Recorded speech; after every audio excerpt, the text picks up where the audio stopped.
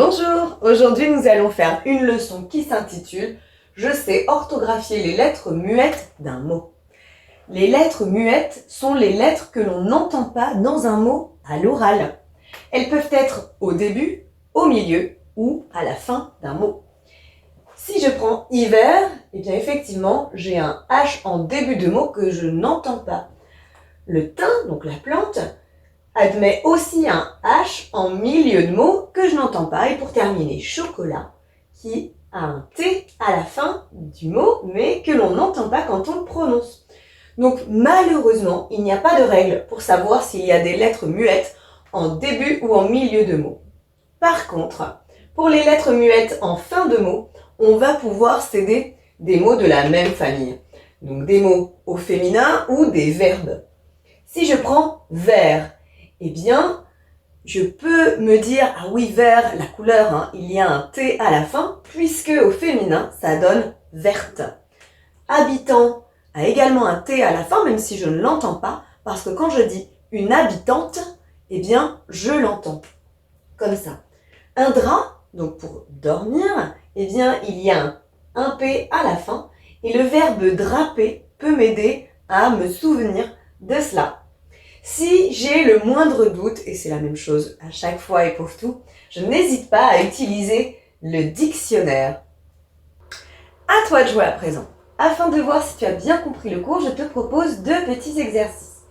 Et donc, il y a dans le premier exercice des listes de mots, et il manque à chaque fois une lettre, la même pour chaque liste. Donc je te laisse réfléchir pour la première liste, selon toi, quelle est la lettre manquante. Gros discours, palais. C'est le S, et effectivement, eh bien, parfois je peux m'aider des mots de la même famille.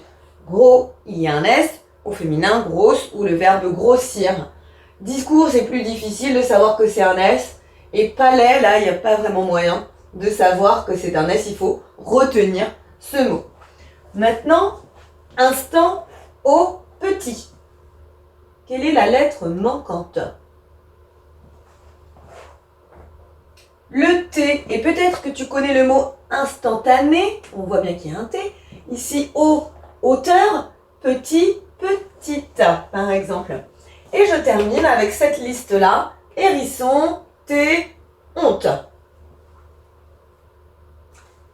La lettre manquante ici, c'est bel et bien le H, et en définitive, j'ai pas vraiment de moyen de savoir avec les mots de la même famille. Là, il faut juste que je les retienne. Et donc pour terminer, eh bien, je t'invite à trouver les lettres manquantes dans le texte. J'ai écrit un petit texte sur l'hiver, eh bien on va essayer de trouver quelles sont les lettres manquantes pour les mots. Allez, c'est parti. Il faisait froid. Avec un D comme la froideur, froide. Dehors. Dehors, il y a un H, et là, eh bien, il faut bien photographier ce mot et essayer de se souvenir. On sentait l'humidité. Pareil, humide, humidité, il y a un H. Partout, il y avait du givre. Partout, c'est un adverbe qui s'utilise beaucoup. Et en fait, je retiens bien aussi que partout, un T à la fin. On était entré dans le grand hiver. Grand comme grand, grande, ça je sais.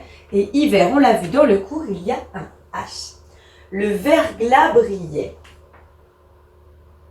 Verglas avec un S, comme un diamant. Diamant, à la fin, il y a un T et les gens qui travaillent les diamants sont des diamantaires. Un diamant d'argent. L'argent, il y a un T, être argenté. En tant qu'adjectif, ça veut dire avoir de l'argent. Et on connaît ce mot, c'est argenté, doré, argenté. C'était merveilleux. Les noms qui finissent comme ça, les adjectifs là pour le coup, qui finissent en E, U, X au masculin et qui fait merveilleuse au féminin. Alors je l'admets, c'est difficile. Donc pas de panique si tu trouves que c'est encore compliqué. Et il y a des exercices en ligne qui peuvent t'aider. Mais j'espère quand même que c'est plus simple maintenant. À bientôt. Maintenant que tu as tout compris, entraîne-toi en faisant les exercices ci-dessous.